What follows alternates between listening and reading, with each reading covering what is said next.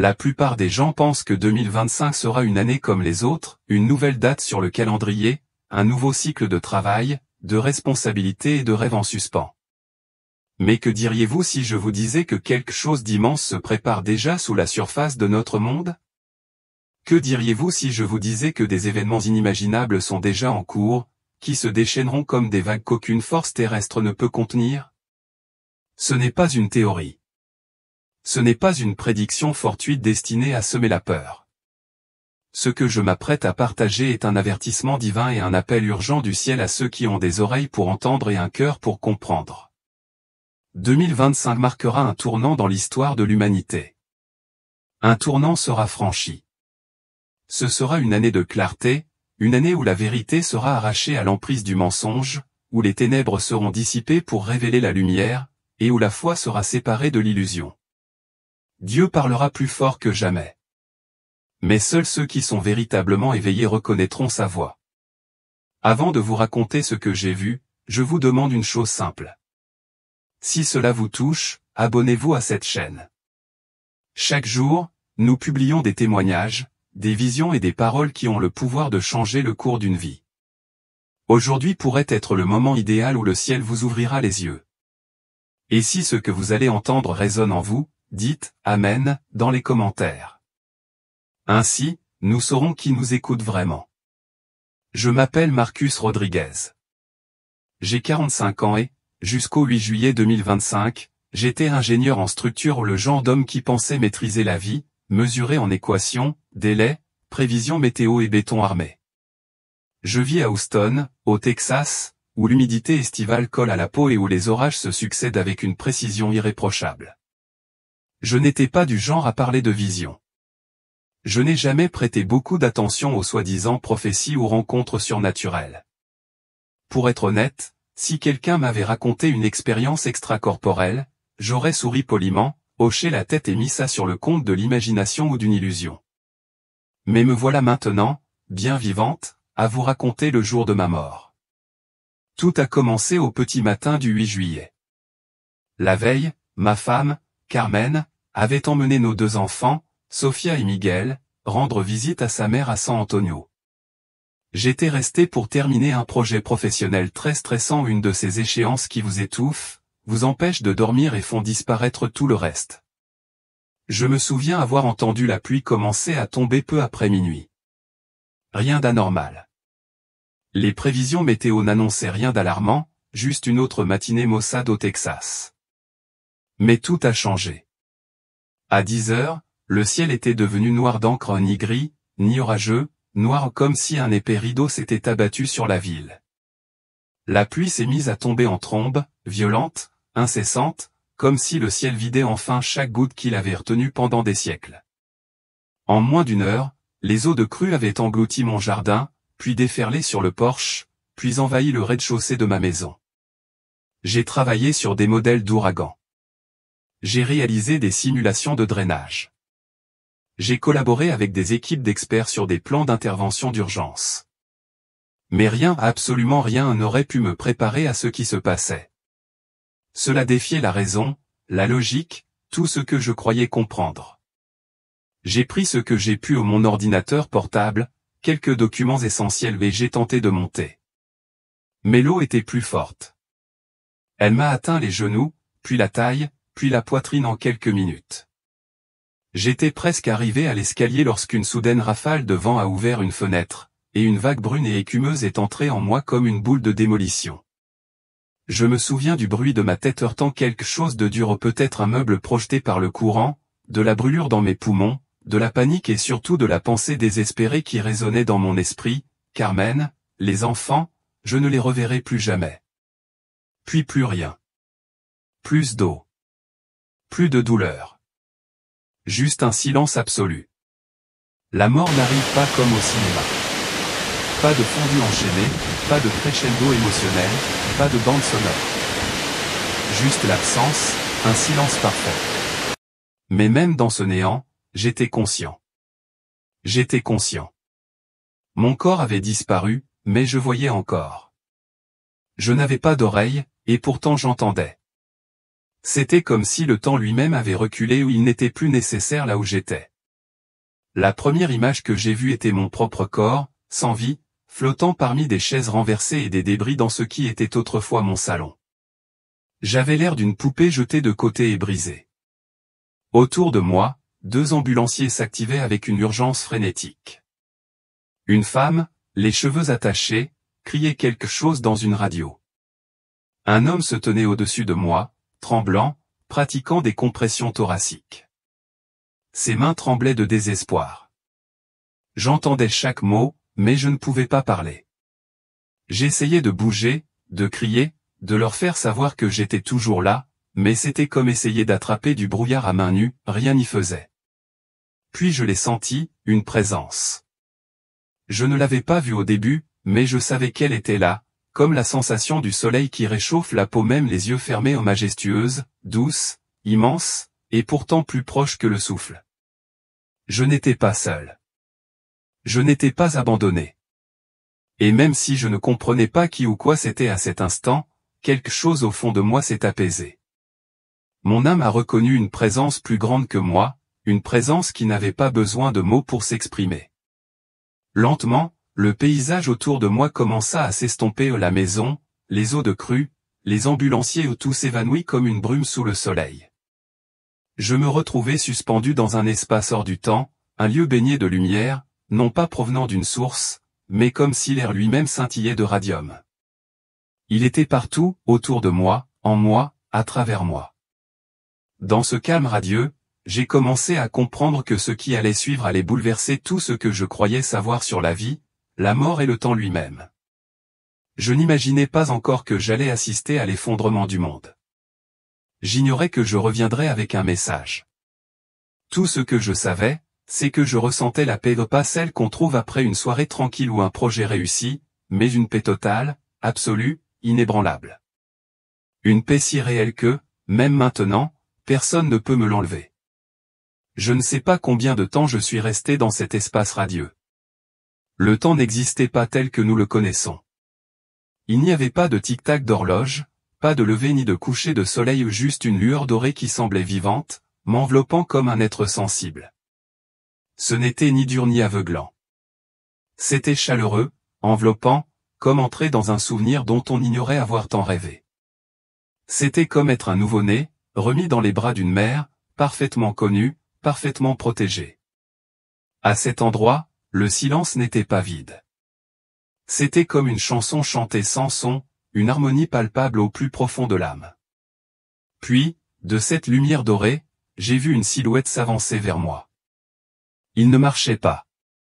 C'était comme si la lumière elle-même le portait. Il ne se détachait pas de la lumière, il en faisait partie, mais en même temps indéniablement distinct, solide, réel. Dès l'instant où je l'ai vu, je n'ai eu besoin de personne pour me dire qui il était. Je n'avais pas lu suffisamment d'écriture pour mémoriser ses traits, mais quelque chose de bien plus profond que la connaissance a crié en moi, c'est lui, Jésus, le Fils de Dieu, le Roi des rois. Et pourtant, je n'éprouvais aucune peur à sa vue, aucune honte ni terreur. Ce que j'ai ressenti, c'était un amour immense, si intense, si pur qu'il a brisé quelque chose en moi. Il m'a regardé, et dans ses yeux j'ai tout vu, pas seulement les choses évidentes comme mes erreurs passées, mes peurs ou mes doutes cachés, mais les moments où j'avais pleuré en silence, les prières que je n'avais jamais exprimées, les désirs que j'avais enfouis parce qu'ils me semblaient trop impossibles. Et le plus stupéfiant, il n'y avait aucun jugement dans son regard. Aucun. Seulement de l'amour, un amour qui me voyait tout entière et qui pourtant demeurait immuable, inébranlable, inébranlable.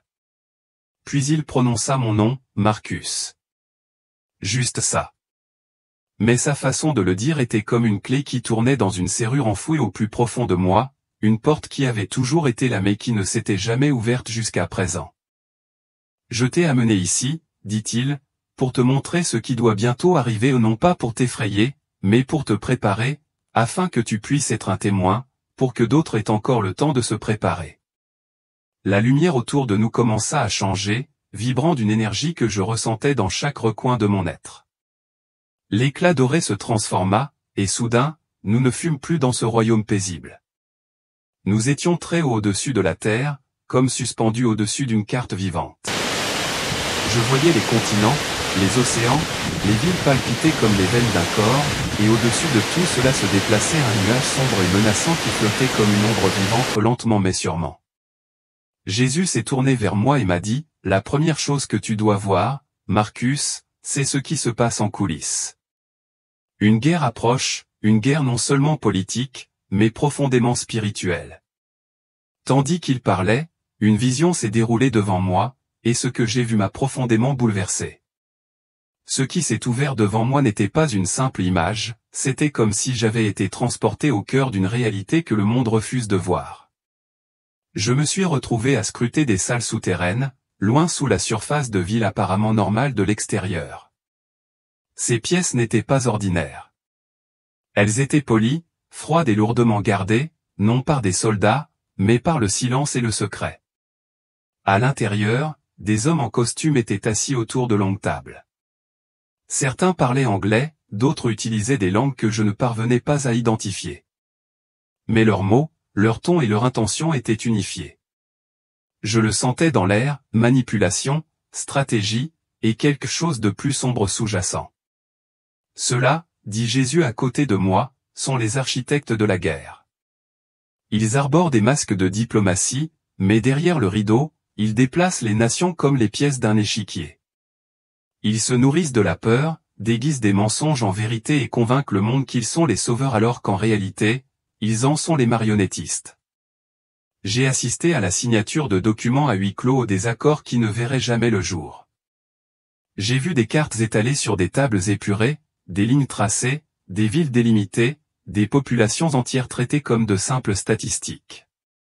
Des unités militaires étaient mobilisées sous de faux prétextes, des conflits étaient provoqués délibérément, non par hasard ou nécessité, mais à dessein. Ces plans étaient en cours depuis des mois, voire des années. Et puis, j'ai vu quelque chose qui m'a figé. Sur une carte, 2 dates étaient entourées d'une épaisse encre rouge, le 27 et le 29 septembre 2025. Au-dessus de ces dates, on pouvait lire les mots glaçants, phase de déclenchement du front pacifique. La vision changea à nouveau. J'étais maintenant au-dessus de l'océan Pacifique et je regardais un sous-marin faire surface silencieusement, presque comme une ombre émergeant des profondeurs. Je ne reconnaissais pas son drapeau, je ne pouvais pas dire à qui il appartenait. Puis j'ai vu le lancement du missile, et en un instant, un éclair plus brillant que tout ce que j'avais jamais vu. C'était silencieux, terriblement silencieux, mais son immobilité était plus forte que 1000 explosions. Une ville entière a disparu. Je ne saurais dire laquelle, mais j'ai reconnu le littoral, quelque part sur la côte ouest. Bâtiments, gens, véhicules, tout a été consumé en un instant. Il n'y avait pas le temps de crier, pas le temps de courir. Ils avaient tout simplement disparu. Et puis vinrent les ondes de choc, rayonnant comme des points invisibles frappant la terre avec une force divine. Je me tournai vers Jésus, le cœur brisé, l'âme criant. Pourquoi, demandai-je, étouffé par la question. Pourquoi permets-tu cela? Pourquoi est-ce que cela doit arriver? Son visage s'est tourné vers moi, et j'ai vu dans ses yeux quelque chose que je n'oublierai jamais, de la douleur, pas un chagrin ordinaire, mais un chagrin ancien, comme si le poids de toute l'histoire de l'humanité reposait sur son regard. Ce n'est pas mon désir, a-t-il dit doucement. Ce n'est pas ma volonté. Mais l'humanité a rejeté la vérité. Elle a appelé le mal bien et le bien mal. Ce qui arrive n'est pas de mon fait, c'est le résultat de choix humains. Mais même dans le jugement, je prépare encore la voie de la rédemption. Puis, comme pour prouver qu'il voit chaque cœur, il m'a montré l'âme de certains hommes à bord de ce sous-marin. Ils n'étaient pas tous mauvais. J'en ai vu un qui doutait de vraies questions, pleines de sagesse, dans son esprit. J'en ai vu un autre qui murmurait des prières dans l'obscurité. L'un d'eux avait une Bible cachée sous sa couchette, usée et soulignée. Moi aussi, je vois cela, a dit Jésus. Chaque larme, chaque murmure, chaque lueur de foi, je n'oublie pas. Après l'explosion, le chaos s'est installé. J'ai vu une panique mondiale, les marchés boursiers ont plongé, la foule a envahi les rues. Les nouvelles ont déferlé sur les théories, terrorisme nucléaire, jeux de reproches, accusation lancée entre les nations. Mais Jésus a une fois de plus levé le voile, révélant la vérité profonde. Il ne s'agissait pas seulement de politique ou de pouvoir. Derrière tout cela se cachait un système spirituel, un réseau de tromperies opérant sous le couvert de l'autorité. Et derrière ce système se trouvait le véritable ennemi, non pas un homme, ni un pays, mais un esprit ancien, un maître du mensonge, le trompeur depuis l'origine, le prince de ce monde. Jésus me prit la main. Ce n'est que le début, Marcus. Mais n'aie pas peur. À mesure que les ténèbres s'élèvent, ma lumière s'élèvera avec puissance. Et à ces mots, la vision se dissipa. Mais je n'étais plus le même. Je l'avais vu. J'avais vu que ce qui se joue dans le monde visible n'est que le reflet de ce qui se passe dans l'invisible. La guerre, la terreur, la manipulation, ce ne sont pas des accidents. Ce sont les manifestations de quelque chose de bien plus profond. Je n'avais pas encore assimilé tout ce dont j'avais été témoin, c'était bouleversant, même sans corps physique. Mais Jésus est resté à mes côtés, stable et sûr de lui. Et même si mon âme tremblait, sa présence m'a ancré. Puis, juste au moment où mon esprit commençait à se calmer, la lumière autour de nous commença à changer à nouveau. La vision suivante allait arriver et ce que j'allais voir serait encore plus dangereux, non pas parce qu'il serait violent, mais parce qu'il serait si beau, si convaincant. L'atmosphère autour de nous changea, non pas dans l'obscurité, mais dans quelque chose de tamisé, presque surréaliste. Ce n'était pas sinistre à première vue. En fait, tout semblait beau, trop beau. Nous nous trouvions soudain dans ce qui ressemblait à une ville moderne. Les gratte-ciels brillaient sous un ciel parfait. Les rues étaient impeccables, les gens souriaient, leurs mouvements étaient déterminés, satisfaits. Mais cela ne semblait pas réel. Cela semblait conçu, comme si quelque chose s'efforçait trop de paraître parfait. Jésus parlait doucement, mais avec une autorité indéniable, « Je vais maintenant vous montrer ce qui égarera beaucoup de gens, même ceux qui prétendent me connaître. » En regardant autour de moi, j'ai commencé à apercevoir des silhouettes flottant juste au-dessus du sol, majestueuses et lumineuses. Leur seule présence imposait l'admiration. Certains les appelaient des anges, d'autres des messagers, d'autres encore des êtres ascensionnés ou des guides cosmiques. Quel que soit le nom, la réaction était la même, admiration, vénération, dévotion. Les gens décrochaient leur téléphone, enregistrant chaque mot. Les flux étaient diffusés en direct. Leurs messages devenaient viraux en quelques secondes. Ils parlaient d'amour, d'unité, de paix. Ils prêchaient la transformation et l'avènement d'une ère nouvelle. Ils invitaient l'humanité à découvrir l'étincelle divine en elle, à s'élever au-dessus des divisions et à accéder à l'illumination collective. Et les foules les adoraient. Les gens pleuraient, ils tombaient à genoux, non pas pour adorer Dieu, mais devant ces êtres, submergés par ce qu'ils croyaient être la lumière, la vérité, le salut. Ils ont l'air si bons, ai-je murmuré à Jésus. Ils semblent si sincères, si justes. Il s'est tourné vers moi, et je n'oublierai jamais la tristesse dans ses yeux. Ce n'était pas seulement de la tristesse, c'était du chagrin, un chagrin infini. Ils ne viennent pas de moi, a-t-il dit. Ils ont l'apparence de la lumière, mais ils ne portent aucune lumière qui vienne de moi. Ils parlent d'éveil, mais jamais de repentance. Ils parlent de paix, mais pas de la croix. Ils parlent de divinité, mais jamais de mon sang versé pour le salut. Ils offrent l'unité, mais une unité sans moi. Puis il désigna l'un des êtres. Celui-ci était particulièrement radieux, vêtu d'un blanc éclatant. Son visage était noble, digne de confiance, sa voix était riche et apaisante, chaque mot enveloppé d'élégance. Il dit, « Il existe de nombreux chemins vers le divin. Le nom que vous utilisez n'a pas d'importance. Ce qui compte, c'est l'intention du cœur. » La foule éclata en applaudissements. Beaucoup étaient en larmes, certains levèrent les mains, d'autres murmurèrent, « Voilà ce que j'attendais. » Mais Jésus m'a dit, « Regarde-le dans les yeux. » Et quand je l'ai fait, tout mon être s'est rétracté. Ses yeux si parfaits étaient creux, ni humains, ni divins. Ils étaient froids, morts. Il n'y avait en eux aucune chaleur, aucune étincelle, aucune vie, juste une illusion reflétant ce que les gens voulaient voir. Puis j'ai vu quelque chose d'encore plus troublant, des églises entières, oui, des églises chrétiennes où ouvraient leurs portes à ces êtres. Des pasteurs les invitaient à prendre la parole depuis leur chair. Des groupes de louanges jouaient tandis que l'un de ces personnages se tenait à l'autel, les mains levées, rayonnantes. Nous devons être inclusifs, disaient les responsables. L'esprit agit de manière nouvelle. Mais Jésus m'a révélé la vérité, beaucoup de ces pasteurs avaient perdu le discernement depuis longtemps. Ils ne cherchaient plus la vérité dans la parole. Ils remplaçaient la révélation par l'émotion, la sainteté par l'acceptation, l'évangile par des slogans motivants. Ils ne nourrissaient pas des brebis, ils divertissaient les foules. Comment les gens le sauront-ils, demandai-je, le cœur lourd. Comment feront-ils la différence? Jésus répondit, ceux qui connaissent ma voix ne seront pas vus. Mais ceux qui recherchent les expériences, ceux qui ne vivent que pour la guérison, le réconfort, les émotions fortes seront des proies faciles.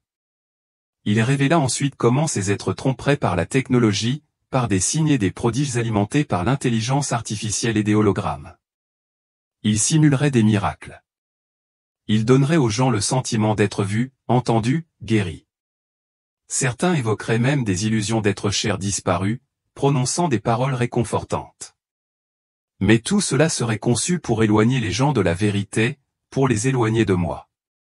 Et j'ai vu cela se produire. Des gens ordinaires de véritables croyants ont commencé à hésiter. Ils ont vu les signes, ils ont entendu les paroles. Et ils ont dit des choses comme, mais regardez, ils guérissent les malades.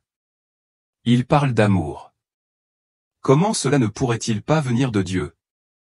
Et Jésus a dit fermement, le serpent aussi n'a-t-il pas parlé avec douceur dans le jardin?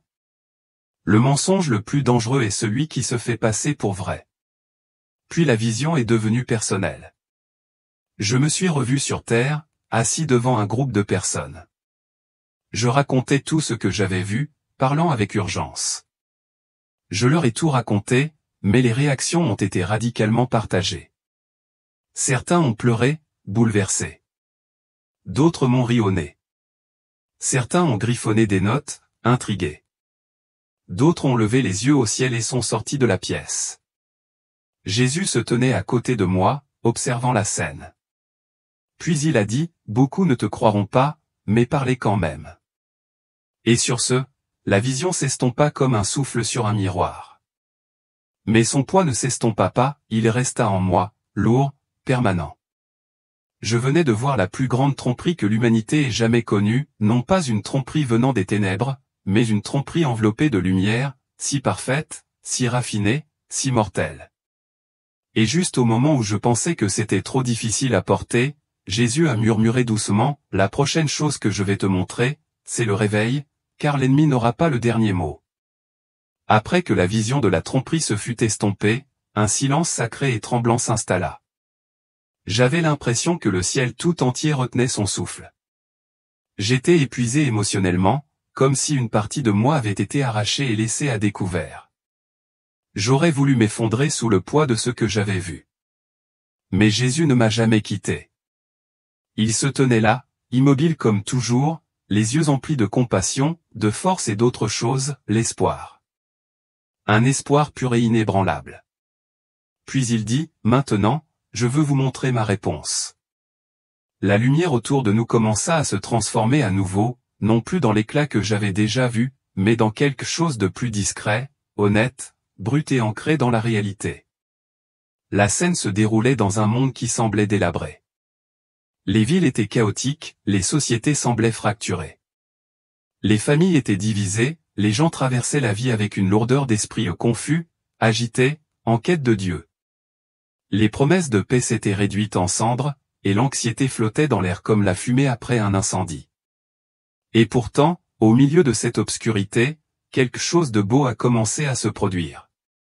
Cela n'a pas commencé sur scène ou dans un stade, cela n'est pas venu de grands noms ni d'annonces retentissantes. Cela a commencé discrètement dans des chambres, des sous-sols, des chambres d'hôpital et dans les bus. J'ai vu un jeune homme agenouillé sur le sol d'une pièce sombre, le visage enfoui dans ses mains. Il n'était pas religieux, il ne savait pas quoi prier. Mais au milieu de sa douleur, il murmura, lui, « Dieu, si tu es réel, j'ai besoin de toi, s'il te plaît. » Et Dieu répondit. Comme des étincelles qui jaillissent dans l'herbe sèche, le cri de ce cœur a allumé quelque chose. J'ai vu, partout dans le monde, des milliers, puis des millions de personnes se tourner vers Dieu. Des personnes qui n'avaient jamais ouvert la Bible se sont soudain senties attirées par ces pages. Des jeunes qui avaient rempli leur vie de divertissement, parcourant sans cesse le bruit numérique, ont laissé tomber leur téléphone sur leur lit et se sont tournés vers les Écritures. J'ai vu des enfants guider leurs parents dans la prière. J'ai vu des athées submergés par des rêves de Jésus. J'ai vu des sceptiques endurcis anéantis par une présence inexplicable qui les enveloppait comme un feu et une lumière.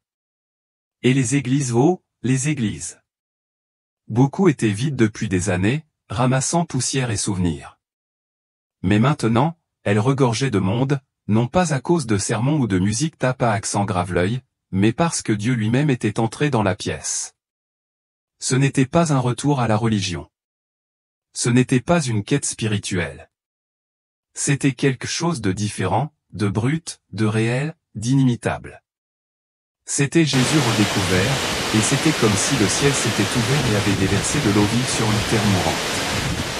J'ai vu le Saint-Esprit tomber comme un vent impétueux, pas une métaphore, un vent réel soufflant sur les bureaux, les usines, les cellules de prison, les épiceries. Peu importe où se trouvaient les gens. Quand leurs cœurs s'ouvrirent, Dieu s'y précipita. Et ce faisant, ils changèrent radicalement, irréversiblement. J'ai vu Jésus apparaître en rêve, parfois à des hommes d'affaires, d'autres fois à des artistes, des scientifiques, des soldats, et même à des imams. J'ai vu des gens passer devant des églises et s'effondrer sur le trottoir, submergés par une présence inexplicable. Personne n'était à l'abri. Personne n'était inaccessible. La grâce était en marche. Et puis j'ai vu les jeunes comme nous les avions sous-estimés. J'ai vu des adolescents brûler du feu sacré, arracher des posters d'idoles, détruire des pilules, des cigarettes électroniques et des idoles numériques. Certains ont tagué « Jésus est réel » sur les murs des écoles. D'autres ont créé des groupes de prière dans les parcs, les garages, et même dans les aires de restauration des centres commerciaux. Et ce n'était pas du battage médiatique. Ce n'était pas de l'émotion. C'était la réalité, le réveil dans sa forme la plus pure. J'ai vu des pasteurs engourdis se réveiller comme des hommes se levant d'un coin. Ils se tenaient en chair, tremblants, pleurant sur la parole. Certains confessaient publiquement avoir édulcoré l'évangile, avoir recherché les applaudissements plutôt que la vérité. Ils tombèrent à genoux, implorèrent le pardon de leurs fidèles et recommencèrent à prêcher la croix, le sang, la repentance et la sainteté. Leurs églises, autrefois froides et figées, tremblaient désormais sous le poids de la présence de Dieu. Mais tout n'était pas que célébration. Jésus m'a aussi montré le contre-coup. Ce réveil n'a pas été bien accueilli par tous. Elle a perturbé les systèmes religieux, gouvernementaux et culturels. J'ai vu des chaînes chrétiennes fermées, des comptes de réseaux sociaux supprimés, des réunions de prière perquisitionnées par la police, des personnes licenciées pour avoir cité les Écritures, des étudiants suspendus pour avoir parlé de Jésus, des familles déchirées parce que certaines refusaient de céder aux pressions culturelles. Mais la pression n'a fait qu'accroître l'ardeur du feu. Plus il tentait de l'étouffer, plus il se propageait comme une traînée de poudre, comme si le ciel lui-même avait déclaré « Tu ne peux arrêter ce que j'ai commencé ». Et puis j'ai vu des miracles, de vrais miracles, pas ceux de la vision précédente, mais des actes divins authentiques et indéniables. Des aveugles ont recouvré la vue, des hommes se sont relevés de leurs fauteuils roulants au nom de Jésus, des toxicomanes ont été libérés en un instant, des familles ont été restaurées par un pardon impossible. J'ai vu des adolescents se libérer du suicide simplement en écoutant un chant de louange. J'ai vu la Bible revenir au cœur de la vie des gens, non pas comme une relique poussiéreuse, mais comme une voix vivante. Jésus m'a regardé et m'a dit, c'est mon réveil. Il ne sera pas diffusé aux informations. Il ne sera pas dirigé par des confessions religieuses. Il n'aura pas besoin de l'approbation des institutions. Il se manifestera par les humbles, les cœurs brisés, les contrits. Et ce sera ma réponse à la grande tromperie. Je me suis tourné vers lui, encore bouleversé. Combien de temps cela va-t-il durer, Seigneur? Et il a répondu, aussi longtemps que le temps le permettra. Alors la séparation commencera. La vision s'estompa lentement, mais son parfum persista dans mon esprit comme l'encens dans une pièce, longtemps après que le feu se soit éteint.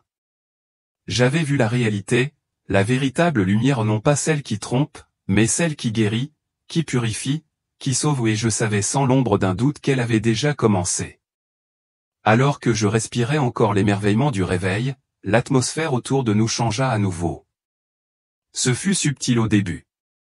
La lumière s'est atténuée, non pas de manière effrayante, mais avec une gravité tranquille, comme le coucher du soleil avant le début d'une cérémonie solennelle.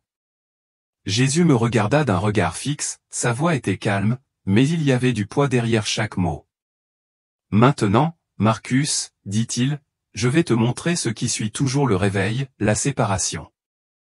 Je n'ai jamais voulu que ce soit ainsi, mais c'est nécessaire. L'Évangile divise, la vérité divise, et le véritable amour ne peut exister sans clarté. Nous nous tenions sur une haute colline dominant une ville tentaculaire en contrebas. De là où nous étions, je pouvais tout voir, les quartiers, les églises, les écoles, les immeubles de bureaux, les maisons. Tout semblait ordinaire, paisible. Mais soudain, comme une ligne invisible descendit du ciel, traversant la ville, non pas physiquement, mais spirituellement. Et dès qu'il toucha le sol, je le vis, la séparation. Les gens commencèrent à choisir, non pas par de grands gestes, mais par des décisions silencieuses et puissantes du cœur. J'ai vu des pères et des fils s'embrasser, les larmes aux yeux, puis se séparer.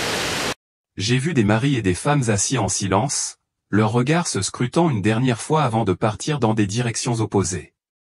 Des amis qui avaient partagé toute une vie cessèrent de parler. Des frères et sœurs qui riaient autrefois ensemble se tenaient maintenant divisés par leurs convictions, aucun d'eux ne pouvait se laisser aller. Ce n'était ni politique, ni social. C'était spirituel, un simple oui ou non au Christ, une capitulation ou un refus. Et cela n'arrivait pas toujours soudainement. Parfois, c'était lent, s'insinuant comme une fissure dans un mur qui commence petite mais finit par fendre toute la structure. J'ai vu une mère qui avait prié pour son fils pendant des années. Il était sur le point de capituler, mais il a rencontré l'un des faux messagers que j'avais vus plus tôt. Cette conversation l'a transformé. Il a cessé de parler de Jésus. Il a été fasciné par une spiritualité plus douce et plus inclusive. Sa mère continuait de prier chaque soir en larmes, mais son cœur s'était égaré. Je me suis tourné vers Jésus, la poitrine serrée. Pourquoi est-ce que ça doit faire si mal, ai-je demandé. Pourquoi la séparation doit-elle en faire partie? Parce que tout le monde ne veut pas de moi, a-t-il répondu, la voix à la fois emplie de tristesse et de détermination. Beaucoup veulent ce que je donne, mais pas qui je suis. Ils veulent la paix, pas l'abandon. Ils veulent la bénédiction, mais pas la croix. Cette séparation n'est pas une punition, mais une purification. Mon épouse sera pure, sans tache ni ride. C'est le temps du criblage. Puis j'ai vu une succession rapide de scènes, comme des aperçus de lieux et de personnes différents à la fois, une église déchirée en deux. D'un côté, des croyants pleuraient, priaient, jeûnaient, s'accrochant aux Écritures comme si leur vie en dépendait. De l'autre, des gens prêchaient un autre évangile, celui de la prospérité, de la positivité et de l'épanouissement personnel. Face à la persécution, le premier groupe a tenu bon. Le second a disparu. J'ai vu des ministres célèbres démasqués, certains ont fondu en larmes, se sont repentis et sont retournés sur le chemin étroit. D'autres ont redoublé d'efforts, ont endurci leur cœur et ont commencé à prêcher une version du Christ qui ne ressemblait en rien à celle de celui qui se tenait à côté de moi. J'ai vu des écoles où les enfants étaient obligés de suivre des cours de pratiques spirituelles alternatives. J'ai vu des pères dénoncés par leurs propres enfants pour leur refus de tout compromis. Le tri n'a épargné personne. Il a touché chaque foyer, chaque église, chaque nation. C'était discret, mais absolu. Pourtant, malgré ce chagrin, il y avait de l'espoir.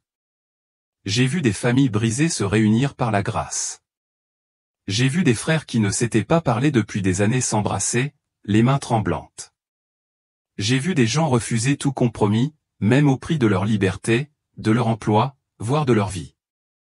Et dans leurs yeux se lisait une lueur d'inébranlable joie ou une joie pure, sans mélange, une paix inébranlable. Jésus se tourna de nouveau vers moi, celui qui me suit doit le faire de tout son cœur. Il n'y aura pas de place pour la duplicité. Celui qui veut vraiment vivre doit mourir à lui-même. Puis il me montra un champ vaste, doré, beau, mais mêlé de mille et une nuances. Le blé se dressait haut, chargé de vie, mais parmi lui poussait du goudron, indiscernable jusqu'alors. Et d'en haut, des anges descendirent, non pas durs ni colériques, mais précis. Ils avançaient avec douceur, mais détermination, séparant le bon grain de l'ivraie, non pas avec violence, mais avec détermination. Il m'est apparu clairement que la période n'était plus celle de la confusion. C'était celle de la clarté. Des lignes étaient tracées, des choix étaient faits, le porte-clés se levait. Et puis Jésus m'a regardé avec tant de tendresse, tant de ferveur, et m'a dit, « Toi, Marcus, raconte-leur ce que tu as vu. Dis-leur que la douleur qu'ils ressentent maintenant est le fruit du travail du réveil à venir. Dis-leur que même quand tout autour d'eux s'effondrera, je n'abandonnerai pas mon peuple. Pas un seul instant. » Et à cet instant, le ciel au-dessus de nous se mit à trembler à nouveau. Je le sentis dans mon esprit avant de le voir. Quelque chose d'encore plus grand allait se révéler. Je ne savais pas ce que c'était, mais chaque fibre de mon être savait qui c'était, il arrivait. Avant même que Jésus ne parle, je sentis que quelque chose bougeait. L'air était lourd d'impatience, comme le silence avant une tempête. Pas besoin de mots, mon esprit savait que quelque chose d'éternel approchait. C'était comme si le temps lui-même s'était arrêté. Je n'avais pas peur, mais je tremblais. Jésus me prit la main. Sans un mot, nous nous sommes élevés non seulement vers le ciel, mais au-delà de tout ce que je comprenais au-delà des étoiles, au-delà du temps et de l'espace, à travers des dimensions indescriptibles. Nous approchions du trône de l'univers. Puis le ciel se fractura comme un miroir se brisant de l'intérieur et se brisa complètement. Ce qui se passa ensuite défie toute comparaison. Les cieux ne s'ouvrirent pas simplement, ils se déchirèrent. Et de cette rupture, il naquit. Mais ce n'était plus le doux Jésus que j'avais rencontré. C'était le roi. Il chevauchait les nuages avec une majesté inimaginable. Sa robe rayonnait comme un éclair enveloppé de soleil. Ses yeux brillaient de justice, des yeux qui avaient vu chaque injustice, chaque péché secret, et qui aimaient toujours. Ses mains portaient les cicatrices des clous, brillant désormais comme des étoiles. Derrière lui venaient d'innombrables légions d'anges, silencieux, puissants, prêts à exécuter l'ordre final. À son apparition, le monde entier s'immobilisa. Tous les écrans vacillaient à son image, mais nul besoin n'en avait besoin. Tous les yeux le voyaient. Tous les cœurs le reconnaissaient. Il n'y avait pas d'échappatoire, pas de déni. Le voile s'était levé. La vérité était arrivée. Les réactions furent immédiates, certains s'effondrèrent en sanglots, d'autres tentèrent de se cacher, mais nul endroit ne fut épargné par sa présence. J'ai vu des dirigeants tomber à genoux, des célébrités crier, de faux prophètes hurler. Et j'ai vu les fidèles, ceux qui avaient attendu, verser des larmes, crier de joie, le roi était arrivé. Jésus leva la main. Sa voix tonna, non pas comme un son, mais comme celle qui avait autrefois créé l'univers. Elle ébranla tout. Le temps est venu. La moisson est mûre. Le jugement est proche. Mon épouse est prête. Mon jour est arrivé. Et le jugement commença. Ce n'était pas comme un tribunal, pas de procès, pas de dispute. Chaque âme se tenait devant un miroir divin qui révélait tout, chaque motif, chaque secret, chaque acte. Rien ne pouvait être caché. Pas d'excuses, pas de masque, pas de faux semblants. Certains pleuraient d'horreur en découvrant la vérité sur celui qu'ils avaient rejeté. D'autres rayonnaient de paix, contemplant enfin celui qu'ils avaient tant désiré.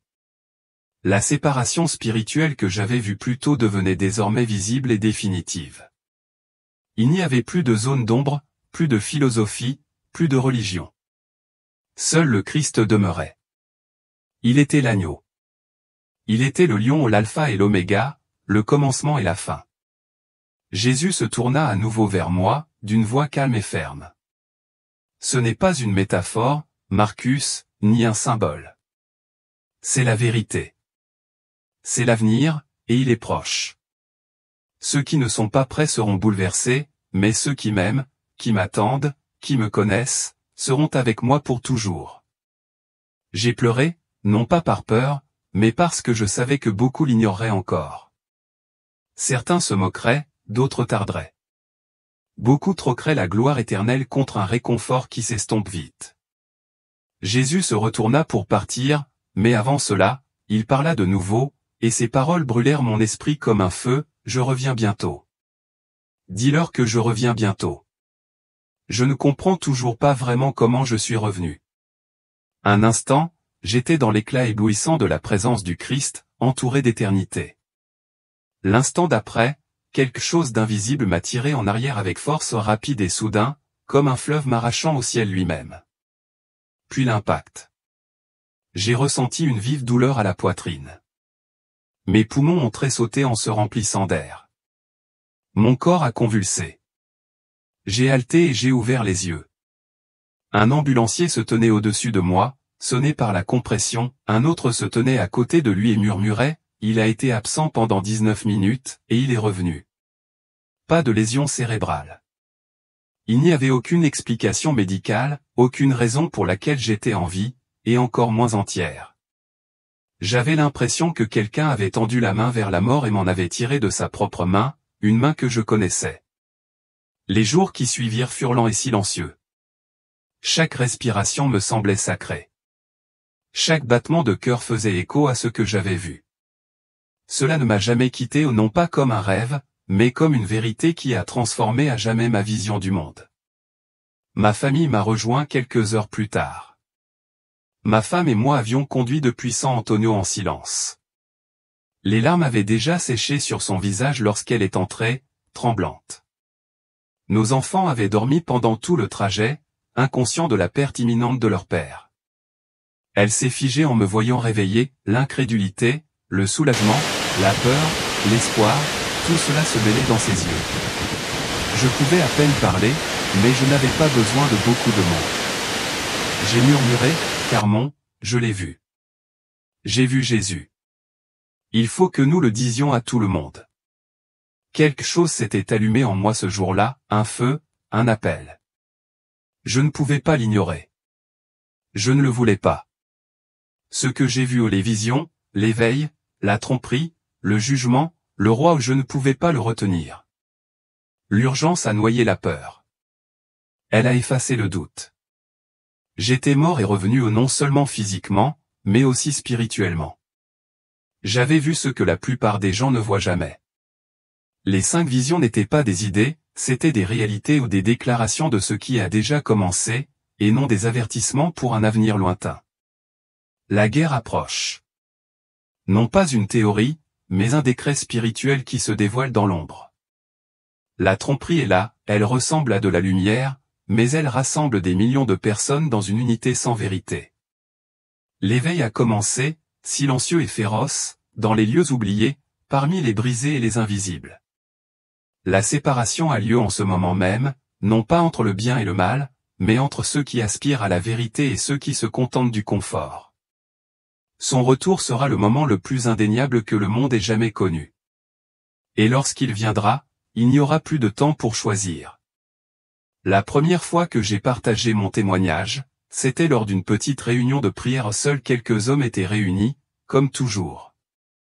J'étais encore faible, mes mains tremblaient et ma voix était brisée, mais le Saint-Esprit m'a aidé à parler. Je leur ai tout raconté. Quand j'ai eu fini, le silence est revenu. Puis un homme âgé s'est levé et a dit, « J'ai rêvé de ce moment pendant des années. Maintenant, je sais que c'est vrai. Il est temps de rentrer. » C'est à ce moment-là que tout a basculé. Depuis, je n'ai plus arrêté. Je ne peux plus. Si vous êtes encore ici à lire ceci, sachez que vous n'êtes pas là par hasard. Vous avez été attirés, non pas par moi, mais par celui qui est le commencement et la fin. Je ne suis qu'un homme mort pendant 19 minutes et revenu avec le même message que les prophètes ont proclamé, que les apôtres ont cru, et qu'une grande partie de l'Église a oublié, Jésus revient. Je n'essaie pas de t'effrayer, j'essaie de te réveiller.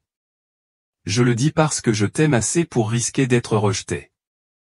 S'il te plaît, n'attends pas. Ne laisse pas les ténèbres te surprendre alors que tu cherches encore la lumière. N'attends pas le jugement pour implorer ta clémence. La porte de la grâce est toujours ouverte, mais pas éternellement. 2025 a été mon année de décision. Ce sera aussi la vôtre, pour nous tous. Il n'y aura plus de place pour les tièdes, plus de juste milieu. Soit vous êtes avec lui, soit vous ne l'êtes pas. Si vous aimez Jésus, dites-le. Si vous l'attendez, il est temps de vous réveiller. Si vous l'avez oublié, revenez. Et si vous vous sentez perdu, indigne, trop loin, écoutez-moi, Dieu n'en a pas fini avec vous. Si vous respirez, il y a encore de l'espoir. Ton cœur peut être renouvelé. Ton âme peut encore être purifiée. Peu importe le chemin parcouru, je suis Marcus Rodriguez. Je suis mort le 8 juillet 2025, dans une inondation au Texas, mais je ne suis pas revenu pour moi-même. Je suis revenu pour te dire ceci, Jésus est vivant. Il revient. Son amour est plus fort que la mort. N'ignorez pas cette voix. C'est votre moment. C'est l'appel final. Merci d'être resté jusqu'au bout. Je ne crois pas que ce soit un hasard. Si vous êtes arrivé jusqu'ici, c'est parce que Dieu vous tend la main. Ce n'est pas qu'une histoire, c'est une invitation divine. Vous êtes à la croisée des chemins, et le choix que vous faites aujourd'hui compte plus que tout. Ne prenez pas ceci comme un simple message, ce n'est pas un divertissement. C'est un cri du ciel qui vous parvient droit au cœur. Où que vous soyez chez vous, en voiture, au bureau, vous n'êtes pas seul. Le même Jésus qui m'a appelé appelle le vôtre. Il n'attend pas la perfection, il attend votre abandon. Parlez-lui. Demandez-lui de vous pardonner, de se révéler à vous, de vous préparer. Peu importe où vous êtes allé. Si vous respirez encore, il n'est pas trop tard. Mais n'attendez pas. J'ai vu ce qui arrive, la tromperie, la division, le retour du roi. Un jour viendra où la porte se fermera. Choisis-le maintenant, tant que tu le peux encore. Et quand vous le ferez, partagez-le en parlant à votre famille, à vos amis. Ne restez pas silencieux. Si j'avais entendu cela avant ma mort, peut-être que je vous aurais écouté, maintenant, je donnerai tout pour vous aider à faire de même. Entourez-vous de ceux qui cherchent le Christ. Préparez votre cœur, non par peur, mais par espoir. Car même si les ténèbres s'élèvent, sa lumière aussi. Et à son retour, puisse-t-il vous trouver prêt. Vous avez été choisi pour ce moment. Ceci est plus que mon histoire, c'est votre invitation. Et maintenant, la décision vous appartient. Ce n'est pas une simple histoire véhiculée par les murmures ou les gros titres, c'est le témoignage d'un homme qui a vu ce que la plupart d'entre nous n'oseraient imaginer, un aperçu de l'Éternel au-delà du voile de la vie. Il s'appelle David Hillel, un juif, ancien soldat, père de famille et homme de loi, décédé lors d'une mission secrète au cœur des tensions entre l'Iran et des factions radicales. Il a été déclaré cliniquement mort, mais si son cœur s'est arrêté de battre, son âme a été emportée ailleurs et ce qu'il a vécu allait bouleverser sa vie. Il n'est pas revenu avec de vagues impressions ou un symbolisme poétique, il est revenu avec un avertissement urgent, personnel, terrifiant par sa clarté. Avant le 15 juillet 2025, ces signes spirituels commenceront à se manifester ou des signes qui révéleront qui appartient véritablement à Dieu et qui ne porte que le masque de la religion. Ils lui ont tous été montrés, et maintenant vous êtes sur le point de les entendre. Alors restez avec nous jusqu'à la fin, car ceci est plus qu'un témoignage. C'est un cri du ciel, et c'est peut-être la chose la plus importante que vous entendrez jamais. Avant de commencer, veuillez indiquer votre nom et votre lieu de diffusion dans les commentaires. Nous prions pour vous, votre famille et votre nation. Car ce message n'est pas seulement un avertissement, c'est un appel. Je m'appelle David Hillen. J'ai 52 ans, je suis juif, né à Ifur, et j'ai grandi dans un pays où prière et combat cohabitent. J'ai été soldat, homme de loi, mari et père. Je croyais en la justice, je respectais la Torah et j'aimais profondément mon peuple, mais je n'avais jamais rencontré la vérité ni celle que l'on trouve dans les livres ou que l'on crie du haut d'une chaire, mais celle qui vous regarde droit dans les yeux et vous appelle par votre nom. C'était le 29 juin 2025, une date que je n'oublierai jamais. J'étais à Tel Aviv pour une réunion secrète, non prévue au programme officiel. Il s'agissait d'une négociation discrète et à enjeux élevés entre un émissaire iranien modéré et un représentant d'une milice islamique. J'avais été invité comme une présence silencieuse, un pont entre deux mondes opposés. Bien que j'aie autrefois parlé le langage de la guerre, j'avais passé des années à chercher les mots pour l'en empêcher. La réunion se tenait dans un bâtiment simple près du port. Tout semblait calme. Je me souviens du son lointain des sirènes des navires et du fragile espoir que quelque chose de bon naissait peut-être au milieu de ce bain de sang. Mais en un instant, tout s'est effondré. Une explosion a ravagé le bâtiment. Je n'ai pas vu la lumière, seulement le feu. Je n'ai pas entendu de cris, seulement un rugissement assourdissant qui a effacé toute signification. Je ne me souviens plus de ce qui s'est passé ensuite. Mon corps a été retrouvé plus tard enseveli sous les décombres, s'accrochant à peine à la vie.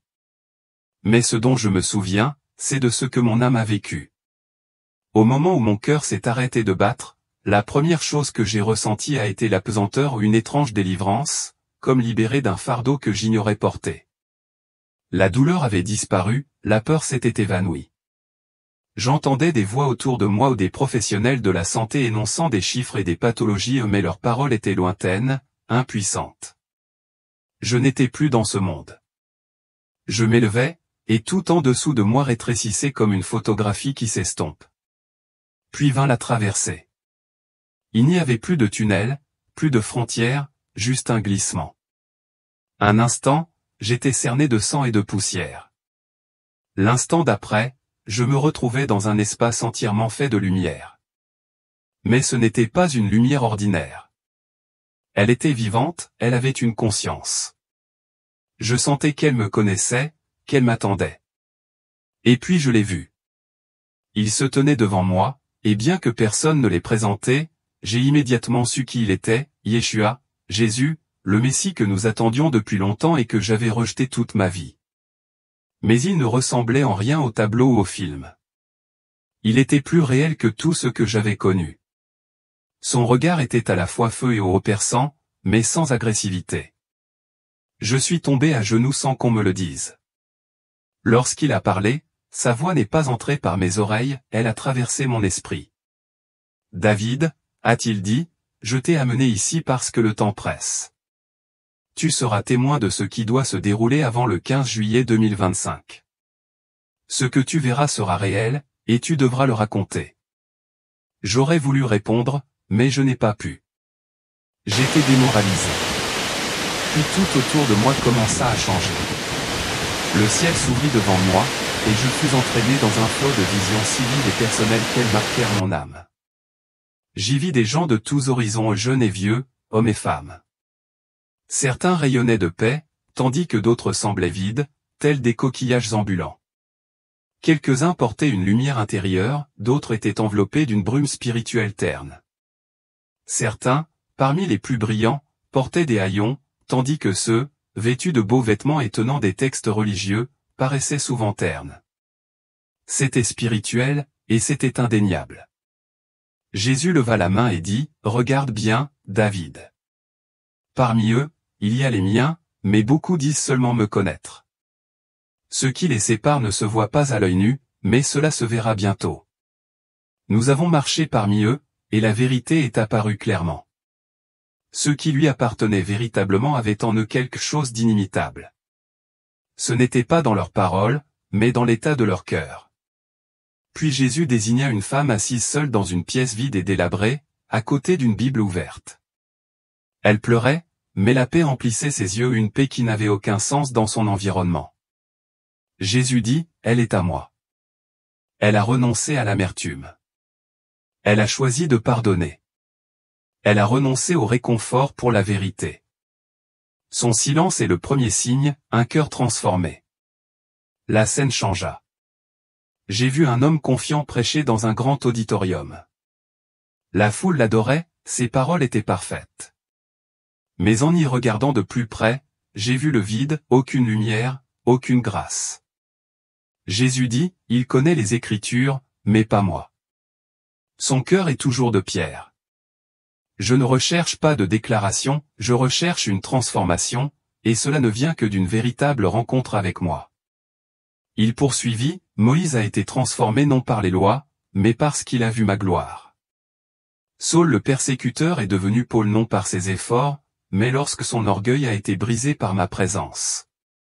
À cet instant, j'ai réalisé que je m'étais appuyé sur l'identité, la sincérité, la tradition, mais que rien de tout cela n'avait d'importance. Tout se résumait à une seule question, as-tu rencontré Yeshua? Sa présence t'a-t-elle transformé? Car le premier signe ne se trouve pas dans la connaissance ou l'apparence, c'est une vie renouvelée de l'intérieur. Ceux qui le portent seront ceux qui résisteront quand tout le reste s'effondrera. Je pensais avoir déjà perçu toute la différence entre ceux qui connaissaient vraiment Jésus et ceux qui ne portaient la religion que comme un masque. Je croyais que le cœur transformé était la ligne d'arrivée. Mais Jésus n'avait pas terminé. Sans un mot, il m'a apporté une autre vision.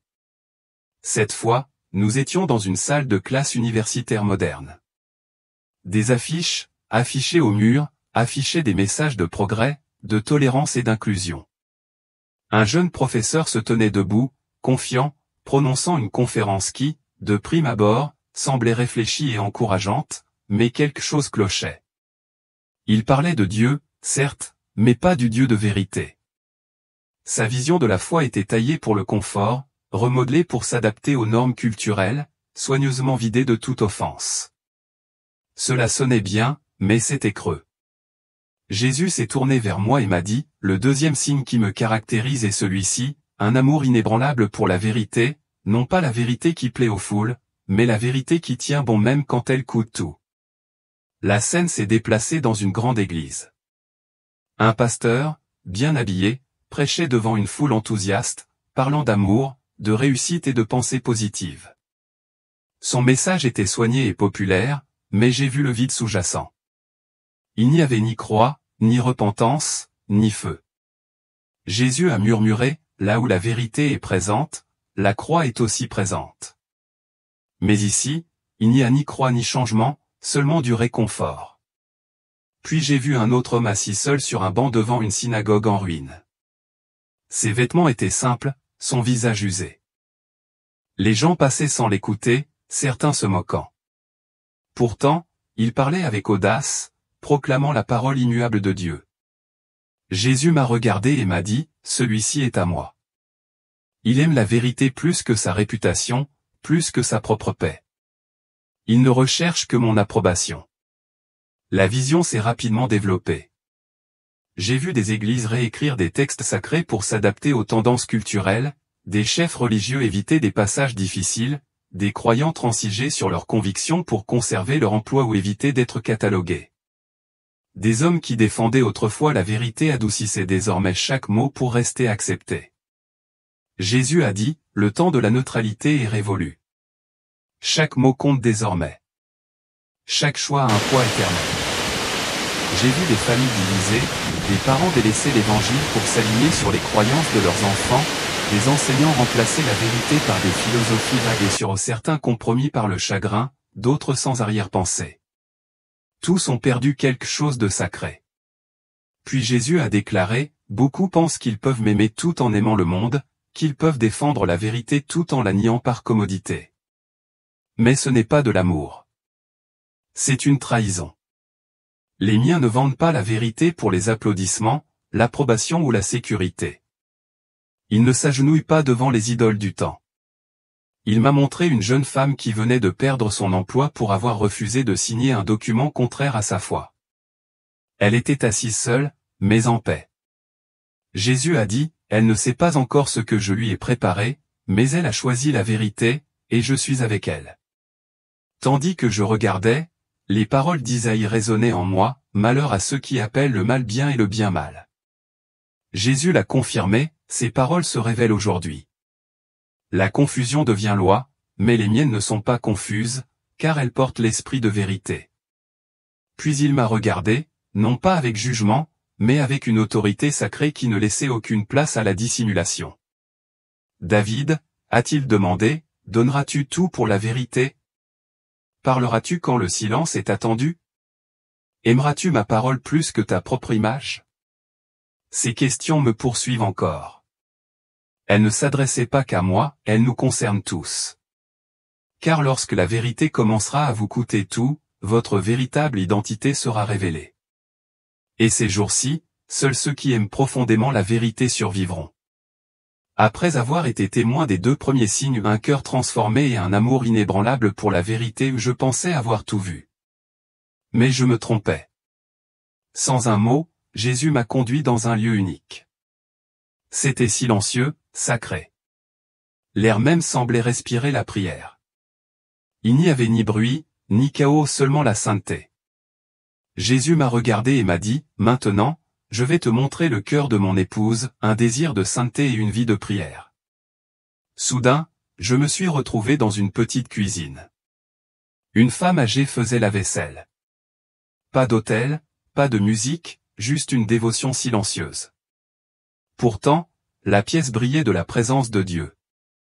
Chaque geste simple, une tasse soulevée, une assiette essuyée lui donnait l'impression d'une adoration sacrée. Elle ne parlait pas à voix haute, mais son cœur priait constamment. Jésus murmura, « La sainteté n'est pas un spectacle. C'est un secret. Ce n'est pas la perfection, mais le désir de me plaire quand personne ne regarde. » La vision changea. Nous étions dans une rue de ville, la nuit, en proie à la tentation. Un jeune homme marchait au milieu de tout cela, la tête baissée, les lèvres légèrement mobiles, récitant des psaumes devant des bars et des panneaux clignotants. Il paraissait fatigué, mais déterminé. Jésus dit, « Il résiste, non par peur, mais par amour, car même en secret, il sait que je vois. » Puis j'en ai vu d'autres, des médecins, des artistes, des hommes d'affaires. Ils avaient de l'influence, mais vivaient avec intégrité. Ils refusaient tout compromis, non par respect des règles, mais par pureté. Ce n'étaient pas des exécutants religieux, c'étaient des guerriers discrets. De nouveau, la scène changea. Je vis un homme à genoux dans une pièce sombre. Il tremblait en priant, non pas pour lui-même, mais pour sa ville, son église, les perdus. Son murmure perça l'obscurité comme une lumière. Jésus dit, « Voilà la vraie prière, non pas un acte ou un devoir, mais la communion, l'intercession, l'amour. » Et puis j'ai vu quelque chose de magnifique. Ces fidèles, cachés et invisibles, étaient reliés par un fil d'or invisible à un réseau spirituel qui s'étendait à travers les nations. C'étaient les véritables guerriers du royaume, non pas des noms célèbres, mais des cœurs humbles aux genoux usés. Jésus a dit, en 2025, la prière ne sera plus facultative. Ce sera la survie. Sans elle, beaucoup sombreront dans la confusion. Mais ceux qui restent enracinés dans la prière résisteront comme des arbres au bord de l'eau vive. Puis il m'a montré ma propre vie, combien de fois j'avais prié par obligation, combien rarement j'avais recherché sa présence juste pour être près de moi. J'avais considéré la prière comme une activité, et non comme une bouée de sauvetage. Et j'ai compris que la vraie force ne réside pas dans l'audace publique, mais dans l'abandon privé, non pas dans la résistance au péché par la discipline, mais dans la proximité avec celui que j'aime. Jésus s'est de nouveau tourné vers moi, David, la sainteté et la prière ne font qu'un. Tu ne peux m'appartenir si tu n'aspires pas à ma pureté. Tu ne peux subsister si tu ne demeures pas en moi. Ce sont les miens qui veillent pendant que le monde dort. Ces paroles ont laissé une flamme brûlante dans mon cœur, non pas un désir d'en faire plus, mais d'être à lui, vraiment à lui. Quand Jésus m'a annoncé qu'il allait révéler les 2 derniers signes, ceux qui distingueraient définitivement ceux qui lui appartiennent vraiment, j'ai ressenti un frisson en moi. C'était comme si nous pénétrions au cœur même du discernement, plus de symbolisme, plus d'ambiguïté, seulement la vérité spirituelle brute qui tranche entre le réel et l'illusion. La vision s'ouvrit sur un jardin, mais il ne ressemblait à aucun autre que j'avais vu. Chaque arbre, chaque plante portait des fruits abondants, visibles, tangibles.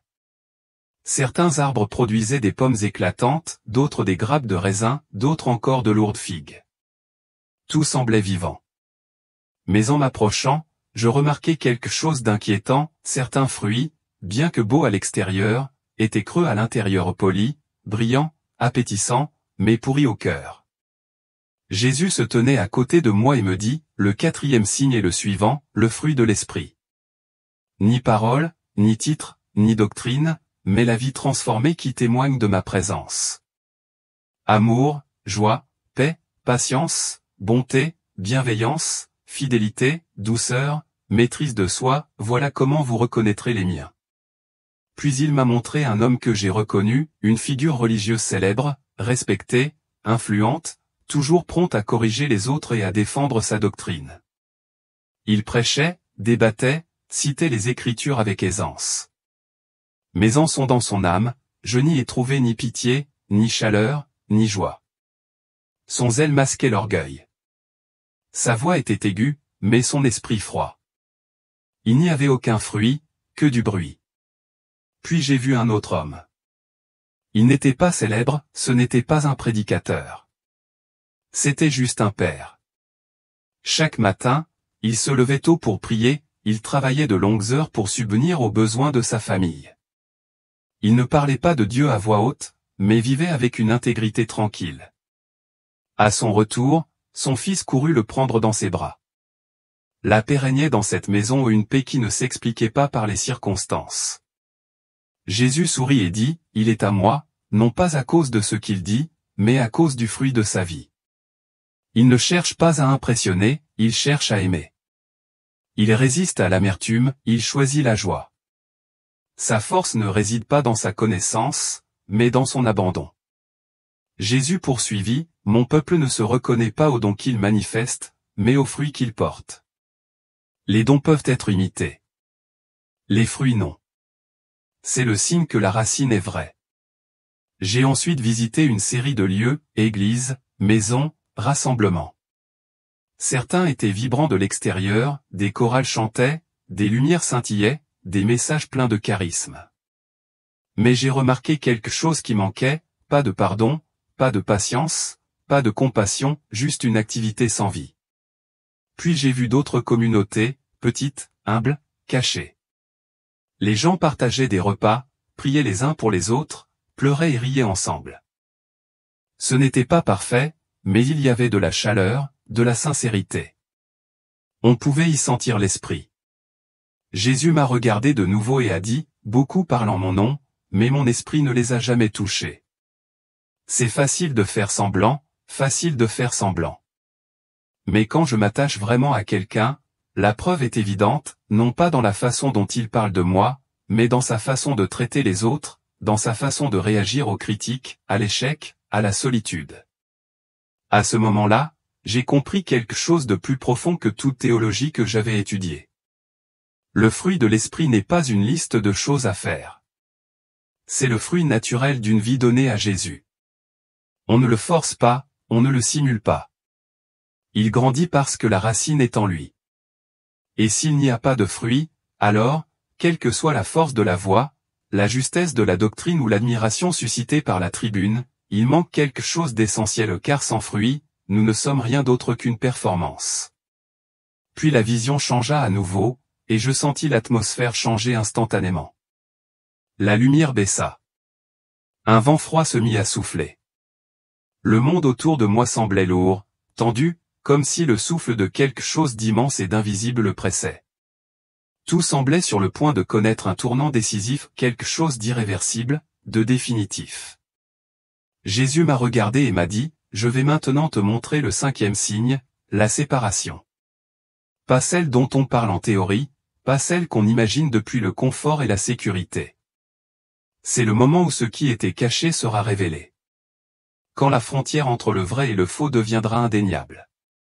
Et j'ai vu l'année 2025 se dérouler devant moi tel un parchemin ancien. Les villes tremblaient sous la tension. Les économies s'effondraient. Les familles perdaient tout. La confusion régnait au sein des gouvernements, la trahison des institutions et le silence régnait là où la vérité était autrefois proclamée. Mais au milieu de cette tempête, j'ai vu autre chose. Certains marchaient avec calme.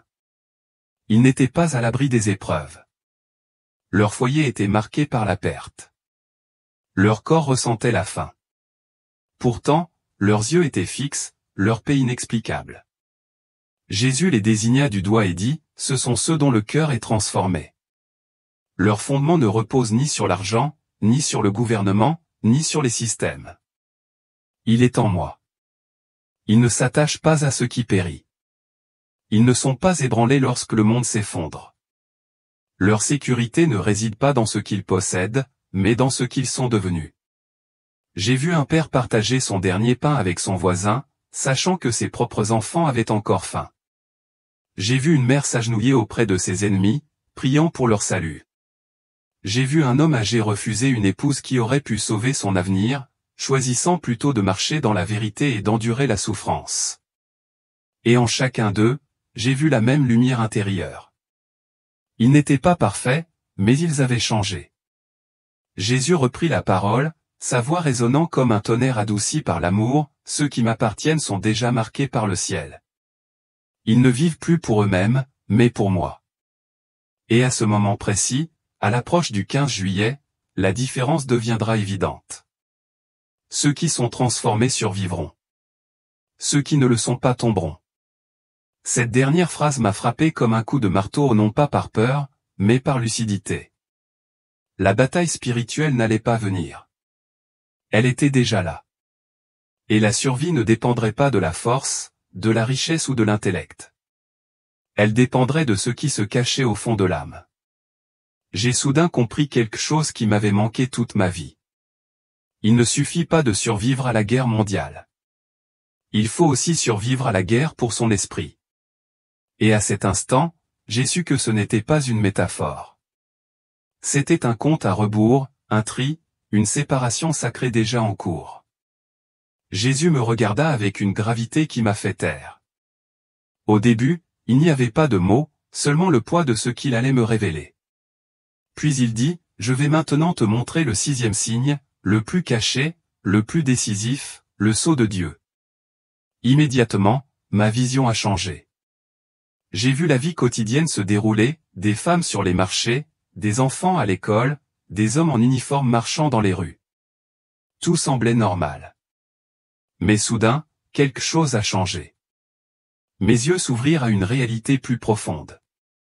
Certaines personnes portaient un marqueur lumineux et imprimé sur le front. Invisibles pour ceux qui les entouraient, ils flamboyaient dans leur esprit comme un feu. Ce n'était ni un tatouage, ni un symbole. C'était vivant. Il vibrait d'une présence divine. Jésus a dit, « Ceci est mon sceau. C'est le signe de ceux qui m'appartiennent vraiment. Il ne se mérite pas. Il ne s'achète pas. Il ne se transmet pas. Il est le fruit de l'obéissance, de l'abandon et d'une véritable communion avec moi. Il n'est donné ni aux religieux ni aux orgueilleux, mais à ceux dont le cœur est mien. » Puis il m'a montré ce que signifiait ne pas avoir ce sceau. J'ai vu des hommes et des femmes profondément religieux, certains même des leaders, d'autres respectés par leur communauté. Ils étaient convaincus d'appartenir à Dieu, mais ils ne portaient aucune marque. Spirituellement, ils étaient déstabilisés, confus et facilement influençables.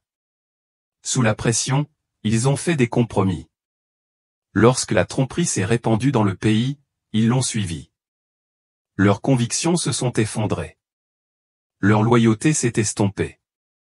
J'ai vu des églises se diviser. Des congrégations se déchirer.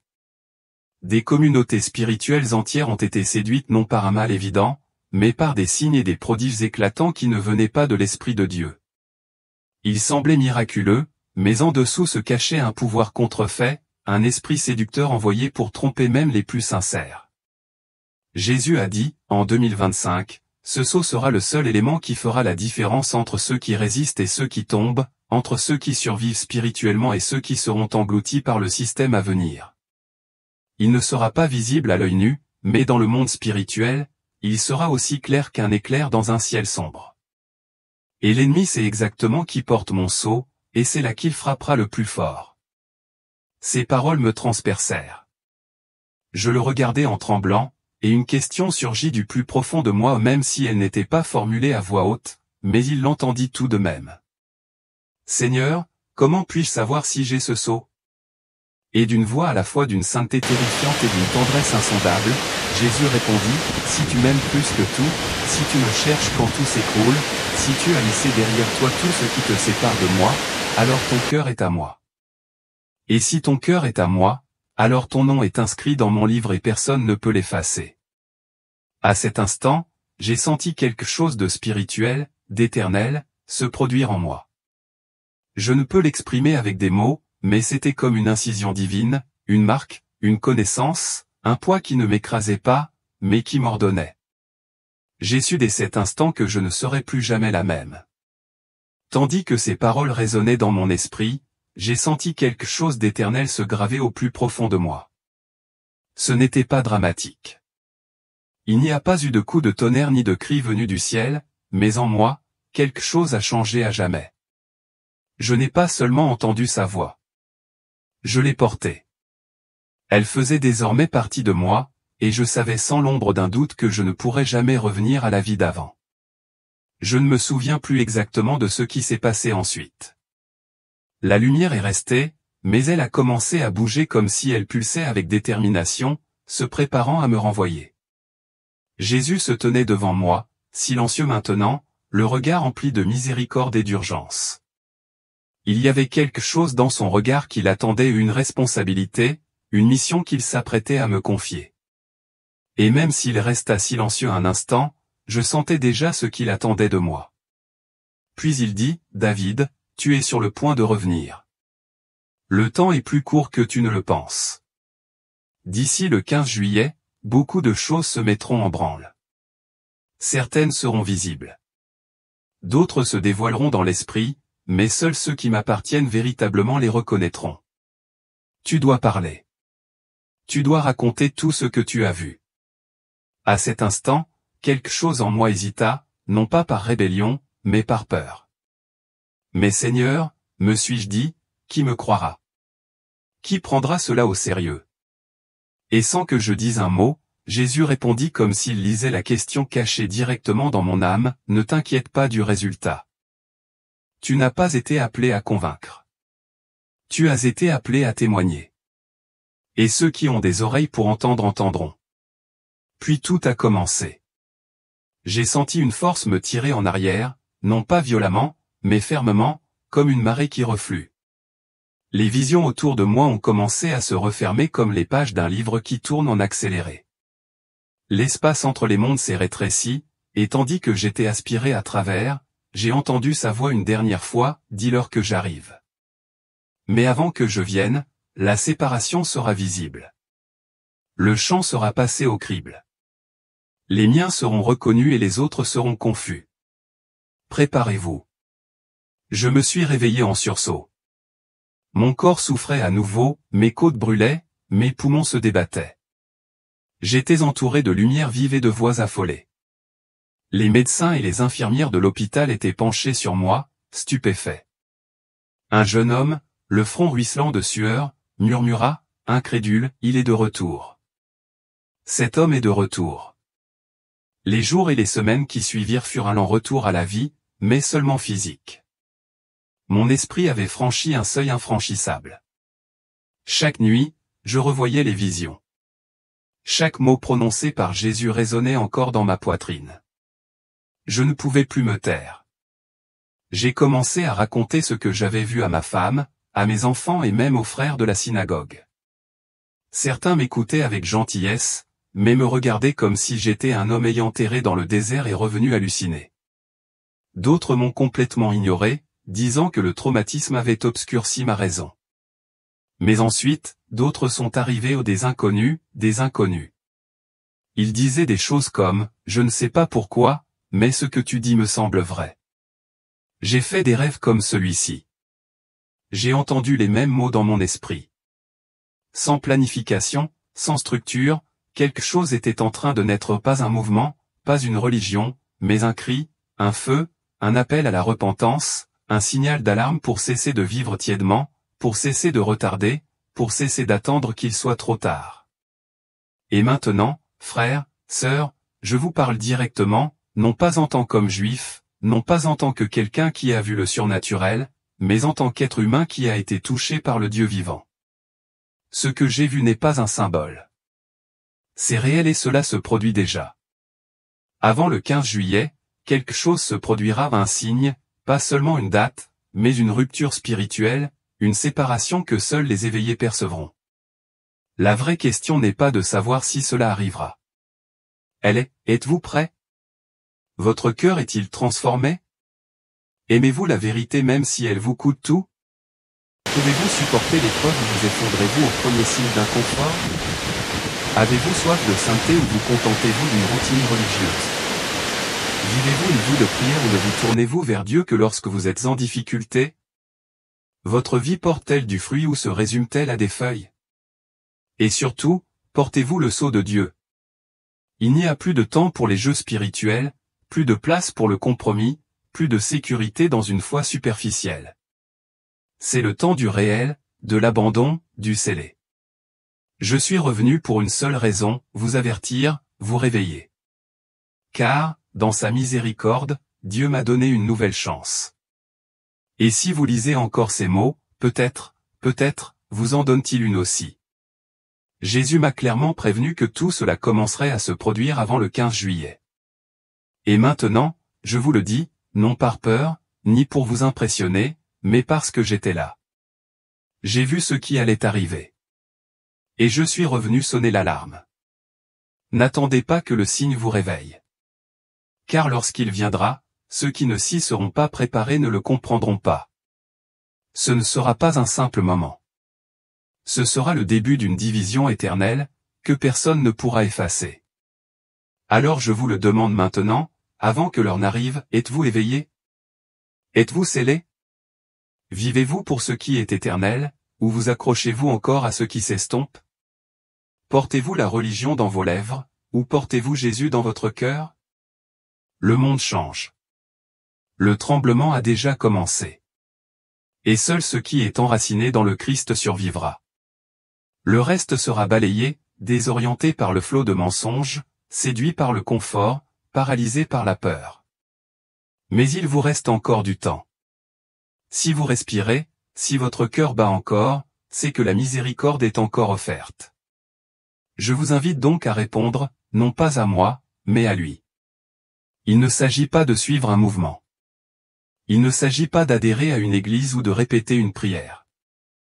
Il s'agit de s'abandonner. Il s'agit de choisir Jésus avant tout, avant la réputation, avant le confort, avant ses propres projets. Si vous avez ressenti quelque chose de nouveau en écoutant ce témoignage, ce n'est pas de l'émotion. C'est l'Esprit de Dieu qui vous appelle à lui. Ne l'ignorez pas. Ne le réduisez pas au silence. Agissez. Dites oui. Et puis, par un simple geste de foi, indiquez dans les commentaires d'où vous regardez la vidéo. Prions pour votre pays, votre famille, votre ville. Abonnez-vous à la chaîne si ce n'est pas déjà fait. Activez la cloche de notification pour ne rien manquer de la suite. Et partagez cette vidéo avec au moins 3 personnes que vous aimez. On ne sait jamais, un seul acte d'obéissance pourrait réveiller une âme endormie. Merci sincèrement d'être resté avec moi jusqu'à la fin de ce témoignage. Si vous êtes arrivé jusqu'ici, c'est que quelque chose en vous s'éveille. Je prie pour que le même feu qui a changé ma vie brûle maintenant dans la vôtre.